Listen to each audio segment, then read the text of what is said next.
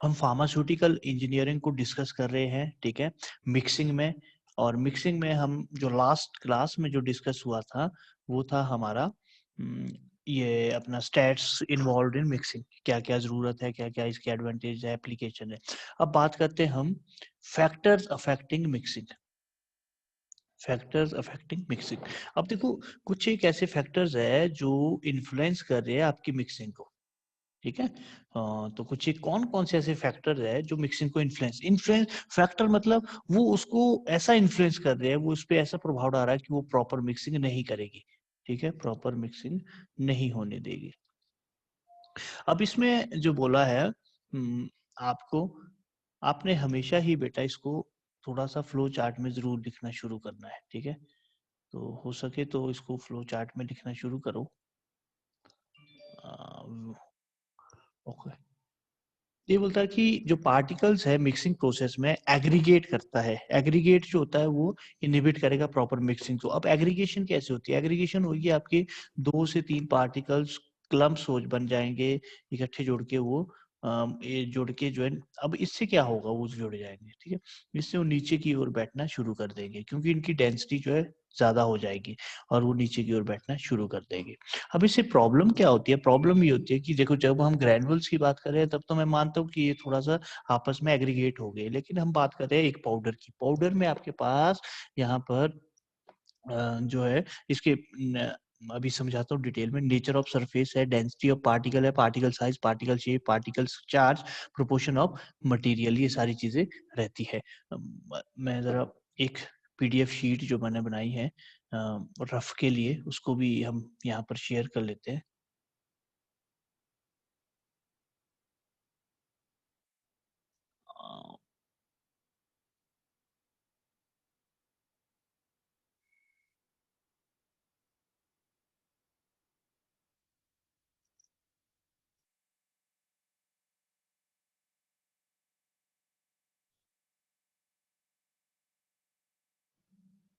Okay, तो हम बात कर रहे हैं बेटा factors, factors affecting mixing. Writing मेरी बहुत खराब है, ये लेटरल एंट्री वालों के लिए न्यू थिंग है। बाकी आप, बट आपकी भी तो मैंने क्लास नहीं ली है शायद, अभी तक ली है बेटा कोई क्लास इससे पहले पढ़ाया मैंने? आप रेगुलर क्लास बोल रहा हूँ मैं, है बेटा? आप लोगों को पढ़ाया है? Yes sir. क्या पढ़ाया है? सर पहले क्लासेस जो लगी है वो हमारी भी ली आपने? नहीं, सब्जेक्ट क्या टीच किया है मैंने आपको? सर दोनों ही की लगी है। अरे बेटा, मैं क्या बोल रहा हूँ, मैं बोल रहा हूँ आपको कि इस सेमेस्टर से पहले मैंने कुछ आपको पढ़ाया है? No sir. ये फर्स्ट सेमेस्टर है ना जो मैं आपको पढ़ा रहा हूँ, फर्स्ट पहली बार हूँ ना मैं इसमें, ये बोल रहा यस हूँ। सर। ओके, ठीक है। तो राइटिंग वैसे ही मेरी बड़ी खराब है, तो ये आप लोग देख लो।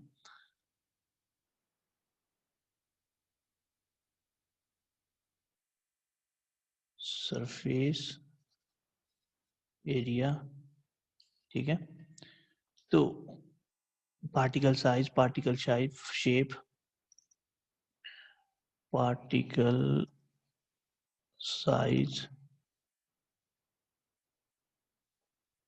Particle shape. तो इसका क्या है इंपॉर्टेंस बनाने की? मैं इसीलिए बना रहा हूँ, जितना भी हमने क्लासिफिकेशन करनी है, फैक्टर इफेक्टिंग करनी है, वो एक इस फ्लो चार्ट में होना चाहिए, ठीक है। तो इसीलिए मैंने आपको ये चीज बनाई है। अब देखो, पार्टिकल्स का एग्रीगेट होने से क्या प्रॉब्लम है? हमारे पास यहाँ पार्टिकल है ABCD फॉर एग्जाम्पल। ये है हमारी एक्टिव ड्रग, बी है हमारा पॉलीमर लैक्टोज, फीलर का काम कर रहा है, सी है हमारा स्टार्च, डी है हमारा पॉलीविनाइल पायरोलोडीन, ठीक है। अब देखो मैं इसको बिल्कुल फार्मास्यूटिकल वे से आपको समझा रहा हूँ क्योंकि ये चीजें आपको बुक में नहीं मिलने वाली है, ठीक है।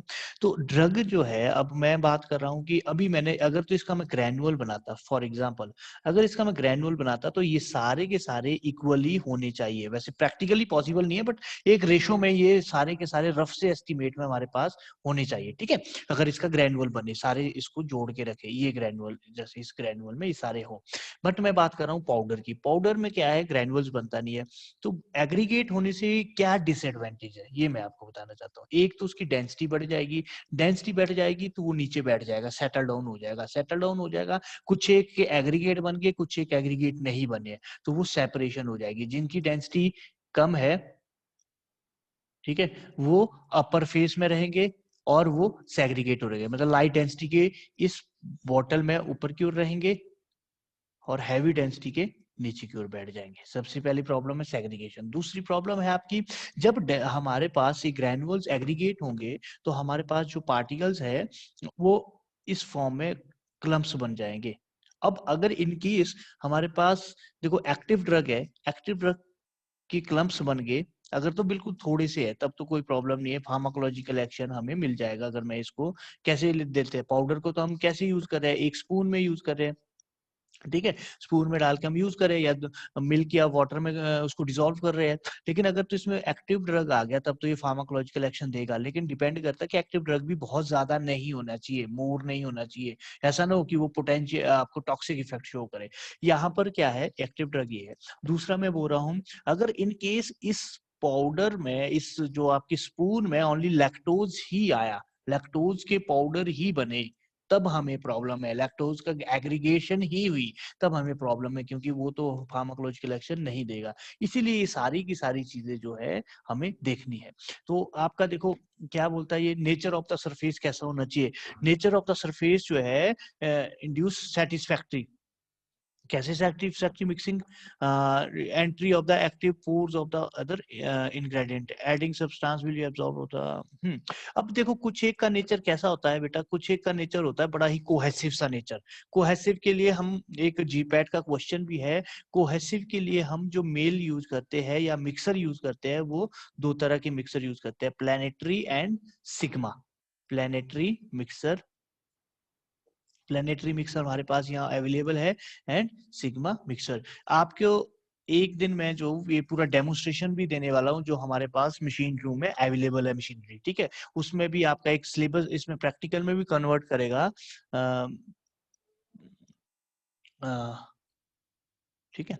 तो ये सारी चीजें जो है कोहेसिव नेचर के लिए यूज करते हैं। अब मैं बात कर रहा हूँ, जैसे हमारे पास अगर पाउडर कोहेसिव का है, कोहेसिव इन नेचर है, अगर तो अडहेसिव है, सॉरी एडहेसिव भी नहीं होना चाहिए, कोहेसिव, एडहेसिव हो सकता है थोड़ा सा दूसरे के साथ वो अटैच करे, लेकिन कोहेसिव है तब प्रॉब्लम है। कोहेसिव की प्रॉब्लम क्या है, वो आपस में ही कोहेसिवनेस दिखाएगा, मतलब आपस में ही चिपकता रहेगा या रहेगा और बाकी फ्री फॉर्म में रहेंगे। तो इसके लिए हमें क्या करना है, हमें ऐसे एजेंट डालने हैं जो इसकी कोहेसिवनेस को डिक्रीज करे। तो उसके लिए जैसे आपका इसने एग्जांपल जिंक का दिया है, ये कोहेसिवनेस है, और हमने डालना है एरोसिल। ये याद रखो, एरोसिल, एरोसोल नहीं, एरोसोल अलग है, ध्यान रखना। एरोसोल आपका प्रेशराइज टेक्नोलॉजी है। जैसे कि आपका एग्जांपल मैं देता हूँ एरोसोल का, एरोसोल का एग्जांपल है जो हम डिओड्रेंट यूज करते हैं, जो हम हैंड वॉश यूज करते हैं, ये सारे एरोसोल की तरह टेक्निक से बनी है, ठीक है। जो हम एस्टालीन यूज कर रहे हैं, जो अस्थमेटिक पेशेंट जो है इनहेल करता है, वो सारे एरोसोल टेक्नोलॉजी है। मैं बात कर रहा हूँ एरोसिल, ये एक केमिकल कंपाउंड है जिसका मीनिंग है, जिसका नाम है कोलॉइडल सिलिकॉन डाइऑक्साइड, ठीक है। ये क्या करेगा, ये इसकी प्रॉपर्टी को, कोहेसिवनेस को डिक्रीज करेगा और धीरे धीरे ये काम आपका जो है मिक्सिंग प्रॉपर्टी बढ़ाएगा। ये देखो यहाँ दिया हुआ है colloidal silicon dioxide, zinc oxide की बात कर रहा था मैं। डेंसिटी ऑफ पार्टिकल, ये बोलता है माइनर सा इंपॉर्टेंस है, लेकिन मेरे हिसाब से ये सबसे ज्यादा इंपॉर्टेंस प्ले करता है। क्यों, अगर हमारे पास डिफरेंस ज्यादा रहता है डेंसिटी का, तो आपके पास ये प्रॉब्लम क्रिएट करेगा, ठीक है। तो इसीलिए जो है डेंसिटी का जो है बिल्कुल भी, हम सबसे पहले काम ये करते हैं कि डेंसिटी जो है इक्वल होनी चाहिए, हमारी डेंसिटी जो है हमारी इक्वल होनी चाहिए, ठीक है। डेंसिटी में क्या है, डेंसिटी हमारी इक्वल होनी चाहिए, इक्वल डेंसिटी। अब अगर इक्वल डेंसिटी है, फॉर एग्जांपल हमारे पास दो लिक्विड है, दोनों की डेंसिटी है 1.002, एक की है 0.999, ठीक है। अब वैसे तो मैं इक्वल बोल रहा हूँ, इक्वल तो पॉसिबल हो नहीं सकती कि दोनों की 1 हो, ठीक है। तो हम इतना अगर रेंज में है तो उसमें जो है पाउडर सेपरेशन पाउडर नहीं होगी, पाउडर की बात में, ठीक है। लिक्विड के भी वो ऊपर नीचे नहीं बैठेगा, तो इसलिए डेंसिटी जो है इक्वल होनी चाहिए। दूसरा ये बोलता है surface particle size. Particle size is easy to mix the powder approximately, sorry, um, same particle size. The variation of particle size can be lead to separation because the small particle move down. अच्छा, अब ये बोलता है कि particle size भी equal होना चाहिए। Shape और साइज में दोनों यहाँ पर डिस्कस कर रहा हूँ साथ साथ, particle size and particle shape, ठीक है। इसको थोड़ा सा इरेज कर लेते हैं।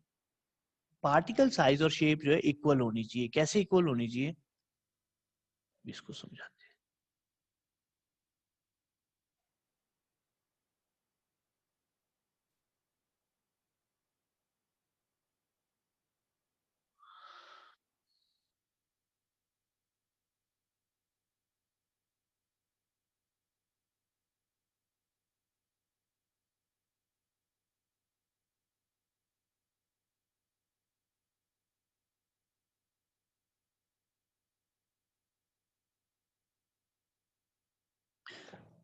हम बात कर रहे हैं पार्टिकल साइज और शेप की, ठीक है। Particle size and shape. अच्छा, पहले शेप साइज शेप देख लेते हैं। शेप हम बोल रहे हैं कि ये जो है स्फेरिकल होना चाहिए,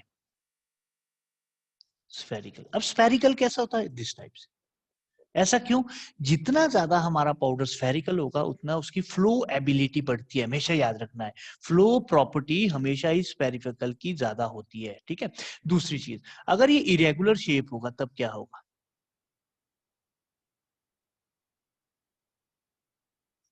इस टाइप का शेप होगा, जब हम इसको यूज करें तो ये इंटरलॉकिंग हो जाती है, ये एक का शेप दूसरे के साथ अटैच हो जाता है, क्योंकि उनको उस टाइप का शेप मिलता है। इससे प्रॉब्लम क्या होगी? इससे बेटा हमारी प्रॉब्लम ये होती है कि ये सेग्रीगेशन नहीं हो सकती। तो एक हिसाब से तो ठीक है, सेग्रीगेशन नहीं होगी।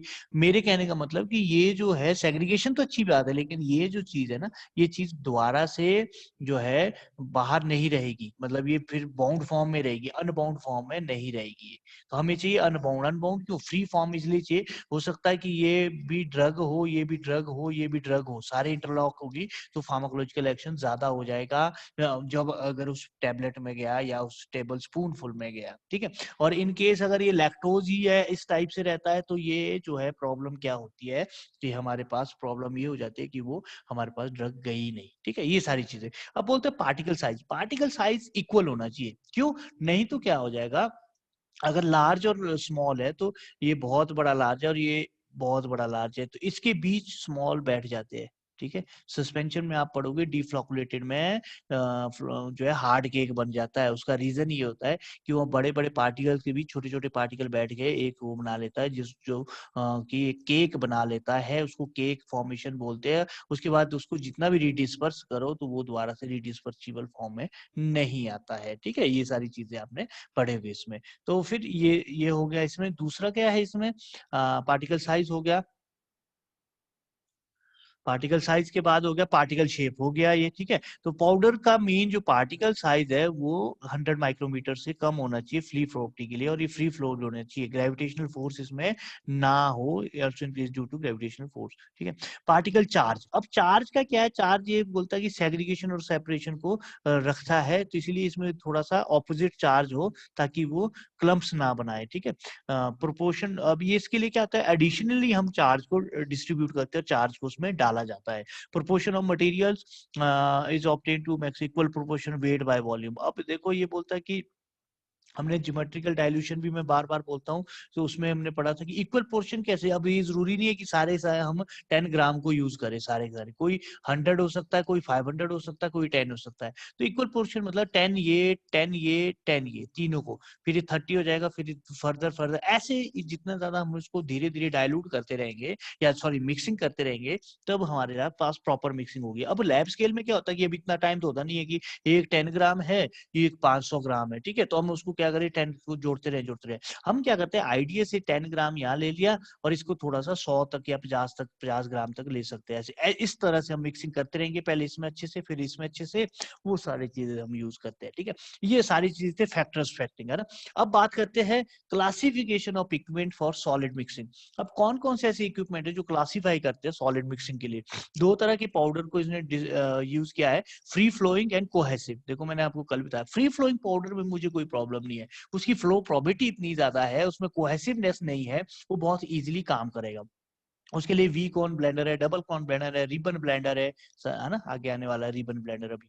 अच्छा, कोहेसिव में प्रॉब्लम क्या है? कोहेसिव में प्रॉब्लम ये है कि वो जो है यूज होता है, ठीक है, सॉरी, वो क्या करेगा, जो कोहेसिवनेस है वो इतनी ज्यादा रहती है कि उसमें प्रॉपर मिक्सिंग नहीं होती, है ना, क्योंकि वो जो पार्टिकल्स है वो फ्री फॉर्म में नहीं रहना चाहता है, इसीलिए उनके लिए हम यूज करते हैं प्लैनेटरी मिक्सर सिग्मा ब्लेंडर, ठीक है।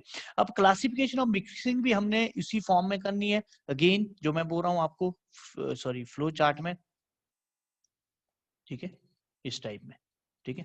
तो जिसमें कि पहले आएगा, जैसे ये है फॉर एग्जांपल, अब इसमें तो क्या है, दो तरह का है, बैच टाइप कॉन्टिन्यूस टाइप। तो बैच टाइप होगा ए, कॉन्टिन्यूस होगा बी। तो इसको कैसे लिखना आपने, पहले बनाना है ऐसे, ये हो गया बैच टाइप, ये हो गया कॉन्टिन्यूस टाइप। फिर क्या बोलता है, फिर ये बोलता है कि बैच टाइप कॉन्टिन्यूस का तो एक ही है लार्ज स्केल, ठीक है, स्मॉल स्केल नहीं है, तो इसमें तो लार्ज स्केल लिख के आप एग्जांपल ले दो दोनों के, barrel type and zigzag type. Batch type जो है फर्दर 4-5 तरह का है, तो इसको फर्दर भाग में बांट लो इस तरह से। कौन कौन से है नाम लिख लो, स्मॉल स्केल, टम्बलिंग मिक्सर, है ना, स्टैटिक मिक्सर, एयर मिक्सर, ये सारी चीजें, फिर उसके एग्जांपल आएंगे, है ना। अब हम इसको समझते हैं, बैच टाइप स्मॉल स्केल, सबसे बढ़िया mixing mortar and pestle, trituration principle है, ठीक है। ट्रिचुरेशन मतलब आपका, वैसे तो ट्रिचुरेशन तो होता है ना सिंपली जो है ट्रिचुरेट करना, घुमाना इसको मोटर से पेसल से, बस इसकी जो प्रिंसिपल है, प्रिंसिपल इसका एट्रिशन है। एट्रिशन क्या होता है, both the surfaces reduce simultaneously, ठीक है। तो स्मॉल स्केल में आ गया मोटर एंड पेसल। तो दूसरा आपका है टम्बलिंग मिक्सर और cylindrical mixer without mixing blade. बहुत छोटा सा काम है, अगर कोई आपके पास इजीली मिक्स हो रहा है तो उसमें मिक्सिंग ब्लेड नहीं लगाएंगे हम, ब्लेड नहीं लगाएंगे, क्यों? अगर मुझे साइज की रिड्यूक्शन नहीं है, साइज रिड्यूस नहीं करना पार्टिकल का, तो मुझे ब्लेड की जरूरत नहीं है, सिंपल टम्बलिंग एक्शन से होना। टम्बलिंग कैसे होता है, अपने मुंह के आगे से, अपने फेस से आगे से जो है गोल गोल घूमेगा वो, ठीक है। V cone blender tumbling action का है, double cone blender, V cone blender without baffle और क्यूबिक ब्लेंडर, मतलब विदाउट ब्लेड्स, ठीक है, टम्बलिंग एक्शन है इसका। टम्बलिंग मिक्सर है और मिक्सर ब्लेड का क्या है, V cone blender with the mixer blade, double cone blender with the mixing blade, ठीक है। Tumbling action is shearing with the blade के साथ शेयर हो रहा है। Static mixer, constant mixer, static mixer is constant mixer, इकट्ठा है, बिल्कुल कांस्टेंट है, मूव मिक्सर इसमें मूव नहीं करेगा, इसके अंदर के पार्ट होगा। और जो टम्बलिंग में पूरे का पूरा मिक्सर ही मूव करेगा, ये याद है, दोनों में ध्यान रखना। तो रिबन ब्लेंडर सिग्मा प्लैनेटरी, जिसमें कि हम रिबन भी दिखाऊंगा मैं आपको और प्लैनेटरी भी दिखाऊंगा आपको, ठीक है। उसके बाद है stationary shell and rotating blade. अब स्टेशनरी शेल कैसा है, जो बिल्कुल स्टेशनरी रहेगा शेल, और रोटेटिंग ब्लेड उसकी मूव करेगी। अब मिक्सर और fluidised mixer air sporting blending, ठीक है। कॉन्टिन्यूअस मिक्सर टाइप, लार्ज चीज, बहुत बड़ी मशीनरी यूज करते हैं जब बहुत ज्यादा इंडस्ट्रियल स्केल की हमने यूज करना है। यहाँ पर ये देख लेना कि ये भी एक पढ़ेंगे अभी, फ्लूइडाइज्ड मिक्सर क्या होता है, एयर के थ्रू जो है फ्लूइडाइज्ड मिक्सिंग करनी है, कैसे वो देखते हैं, with the pressure of air velocity, ठीक है। और बैरल और जिगजैग टाइप जो है आपके काफी ज्यादा इंडस्ट्रियल स्केल में यूज होने वाली चीज है। अच्छा, अब इक्विपमेंट का क्राइटेरिया देखता है कि क्या होना चाहिए हमारे पास। A mixer that promote the randomness in the mixing should be selected. Randomness मतलब मैं सिलेक्ट नहीं करूंगा कि मुझे ये अच्छा चाहिए, ये वाली मिक्सिंग चाहिए, कुछ भी आप उठा के ले लो और उसको मिक्स करना है। It should be prevent the condition responsible for segregation, therefore optimization of is critical। अभी ये मिक्सिंग इक्विपमेंट के क्राइटेरिया है। नंबर 1, पावर बेड में be expand sufficiently, equipment should never fill 10-60%। तो लेस देन 60% हमने इक्विपमेंट को यूज करना है, क्यों? क्योंकि देखो यहाँ पर मैंने इतना फिल किया, यहाँ पर मैंने पूरा फिल किया, तो मिक्सिंग किसकी अच्छी होगी, इसकी। क्यों? क्योंकि इसके पास स्पेस भी है खाली, ये फ्री फॉर्म में घूमता रहेगा। यहाँ मिक्सिंग नहीं होगी अच्छी, तो इसलिए 60% से ज्यादा नहीं मुझे डालना उसमें, ये एक रूल है मिक्सिंग का। Number 2, particle should be subjected movement in 3 directional, मतलब पार्टिकल के पास इतना स्पेस हो कि वो तीनों डायरेक्शन में मूव कर सकता है, यहाँ पर वो स्पेस नहीं है, इसलिए हम 60% से कम करते हैं। The shearing force should be sufficient to prevent aggregation, ठीक है, जो appropriate mixing mechanism should be selected and allowed to the optimum time. अब ये क्या बोलता है कि शेयरिंग जो है आपकी, sharing force sufficient prevent aggregation को रोकता है, मिक्सिंग मैकेनिज्म को ये सिलेक्ट करना है, अलाउ करना है आपने continuous optimum टाइम में, ठीक है। The therefore should be centrifugal effect, वहां पर सेंट्रीफ्यूगल इफेक्ट होना चाहिए, that powder does not get separate according to their weight. अब देखो सेंट्रीफ्यूगल इफेक्ट तो डेफिनेटली होगा जब ये राउंड राउंड हो रहा है, लेकिन वहां पर पाउडर जो है वो due to their density, due to their weight जो है सेपरेट ना हो। नहीं तो होता क्या है, सेंट्रीफ्यूगल फोर्सेज जब हम पढ़ेंगे तो उसमें आपने देखना हैवी लिक्विड, लो और लाइट लिक्विड होता है। तो हैवी लिक्विड में डेंसिटी इतनी ज्यादा होती है वो ज्यादा दूर तक जाएगा, लो लिक्विड की डेंसिटी कम है वो कम फेंकेगा, ठीक है। जितनी ज्यादा वेट होगा उतने ज्यादा दूर फेंकेगा। फॉर एग्जांपल एक से हमने स्टोन को फेंक रहे हैं, एक से हमने एक कागज को फेंक रहे हैं, तो दूर डेफिनेटली स्टोन जाएगा। क्यों? फोर्स इक्वली डाल दो लेकिन स्टोन के पास अपना भार है, वो दूर तक जाएगा, ये रीजन है यहाँ पर।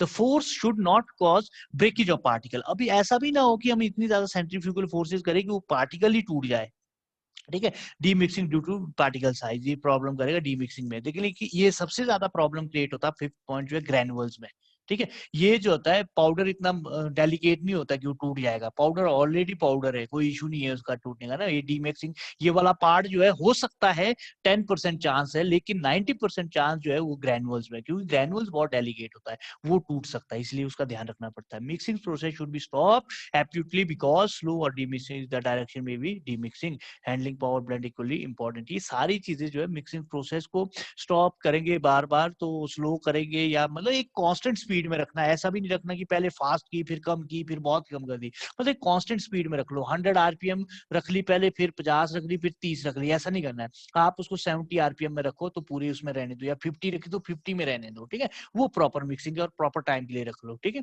तो ये है आपका, नहीं तो इन चीजों में क्या होता है कि डी मिक्सिंग होना भी शुरू हो जाता है, ठीक है। टम्बलिंग और cylindrical with no mixing blade, देखो कुछ नहीं है, 27 डिग्री में जो है ये रोटेट कर रही है, देखो ये टम्बलिंग एक्शन मतलब कैसे घूम रही है। ये टम्बलर भी मैं आपको दिखाऊंगा, वीक ऑन ब्लेंडर भी मैं आपको दिखाऊंगा। बहुत इजी सा, बहुत सिंपल सा है, 27 डिग्री में मिक्सिंग में यूज होता है। कुछ भी नहीं है, सिंपल 2-3 चीजें डाल दो, कोहेसिवनेस नेचर नहीं होना चाहिए, तब हमारा ये काम नहीं करेगा, है ना। पार्टिकल को रिड्यूस भी नहीं करना साइज को, तब भी ये काम नहीं करेगा, ठीक है। तो इसके मिक्स कॉमन रेंज क्या है 30 to 100। अब वीक ट्विन शेल या V cone blender, V cone blender another name of V cone blender is twin shell. Twin shell blender क्या होता है, ये देखो ये इस टाइप से वीक ऑन ब्लेंडर है। ये शाफ्ट, ये शाफ्ट, शाफ्ट क्या है, ये जो दो इसके पैनी से वो रखे ना शाफ्ट, ओके, ये रॉड लगी हुई है, ठीक है। It is the made of stainless steel से बना है, ट्रांसपेरेंट प्लास्टिक से बन सकता है ताकि हमें दिखे। स्मॉलर मॉडल स्टे का चार्ज 20 किलो की कैपेसिटी से हो सकता है, 35 आरपीएम में रोटेट कर सकता है। लार्ज का 1 टन की कैपेसिटी हो सकती है, 15 आरपीएम में मिनट में रेट कर सकता है। ये सारी चीजें इसमें रहती है। लोडेड 50-60% फिर से इसमें डालनी है और ये चीज यूज करनी है, ठीक है। Difference will occur, it is the collection of this. Blender speed is key of the mixing efficient. High speed more dusting to the purpose of the not to applied, ठीक है। एडवांटेजेस क्या है, अब इसके लिए टफ चाहिए, देखो यहाँ लिखा भी है, if fragile granules are to be blended twin shell blender is best. अगर हमें एक फ्रेजाइल ग्रैनुअल्स को ब्लेंड करना है, ठीक है, ब्लेंड को मतलब मिक्स करना है, तो ये ट्विन शेल बेस्ट है, इजीली काम करेगा। दे हैंडल लार्ज कैपेसिटी में यूज कर सकता है। अब they clean the load unload कर सकता है, रिक्वायर मिनिमम मेंटेनेंस। डिसएडवांटेज क्या है, it is a high head space for installation, it is not suitable particular ingredient, large different particle size distribution वगैरह हो सकता है। अब बात करते हैं डबल कॉर्न ब्लेंडर की। यहाँ तो था वी कॉर्न ब्लेंडर मतलब वी शेप में, डबल कॉर्न में क्या है, स्पेस ज्यादा रहेगा, स्पेस ज्यादा रहेगा तो आपका शेल है, ये शाफ्ट ड्राइव है। शाफ्ट ड्राइव कुछ नहीं है, शाफ्ट ड्राइव आपकी एक रॉड है जिससे कि आपने उसको होल्ड करके रखा है पूरे इक्विपमेंट को, और ये शेल है, ठीक है। तो कंस्ट्रक्शन डबल कॉर्न ब्लेंडर ये है, इसका सेम पॉट यूज करेंगे डेंसिटी में मिक्सिंग पाउडर के लिए। एफिशिएंट डिजाइन है, बढ़िया, डिफरेंट डेंसिटी के ऊपर यूज कर सकते हैं, डिफरेंट पाउडर के ऊपर। ये देखो nature of the material is commonly range इतनी है। मेथड मेथड बिल्कुल सेम है जैसे वी कॉन का, वी कॉन की जगह हमने इसको यूज किया, और डिफरेंट इन डेंसिटी जितनी रह सकती है उसको भी इसको में यूज कर सकते हैं। अब टम्बलिंग ब्लेंडर, अब इसमें कुछ नहीं है, सेम वैसा ये वी कॉन, सेम वैसा ये डबल कॉन, बट इसमें ब्लेड्स लगा दिए हमने। ब्लेड क्या करेगा, ब्लेड आपके पार्टिकल्स को रिड्यूस, तोड़ेगा, जो आपके पार्टिकल्स है उसको साथ साथ जो है कट करता रहेगा। इससे क्या है, पार्टिकल्स में इक्वल जो है हमारे पास साइज और शेप बनने की कोशिश रहती है, ठीक है, इसीलिए हम इसको ब्लेड को यूज करते हैं। ये देखो काम हुई है, वी कोन की तरह जैसे ऊपर था, एजिटेटर ब्लेड्स लगा दिए अंदर, ब्लेंडिंग शाफ्ट ये यूज कर दिया, डी वी कोन में भी एजिटेटर, बस यहाँ पर हमने ब्लेड लगा दी बीच में, बाकी कुछ नहीं किया। वी कोन में भी ऐसा ही है। एडवांटेज देख लो, baffles are use for both wet and dry. Baffles का मतलब यहाँ पर क्या है, वैसे बैफल्स क्या होता है, बैफल्स आपका मिक्सिंग में जो आगे की पत्ते से होते हैं ना, ये इसको बैफल्स बोला जाता है, ठीक है। आगे मिक्सिंग में पढ़ेंगे, लिक्विड में बड़े इजीली हमने बैफल्स को उसमें डिजाइन किया गया है, ठीक है। प्रोपेलर, प्रोपेलर बोला जाता है उसको बेटा, ये जो ये चीज है ये प्रोपेलर बोला जाता है, जो पूरे का पूरा यूज है वो बैफल्स होता है, ठीक है। तो मैं आगे भी देखेंगे अभी baffles. Wide range of shearing is the agitator bars to the coarse powder, serial dilution not need the low dose of the activity, attrition is large size reduction tribal, attrition cause होती है इसमें, scale down prove a problem, ठीक है, scale up can prove a problem, principle scale up not. अब scale up क्या होता है ये समझाता हूँ। क्लीनिंग में not be problem because assemble must be replaced in the product of charge। अच्छा, क्लीन स्केल अप क्या होता है, स्केल अप टेक्निक है आपकी।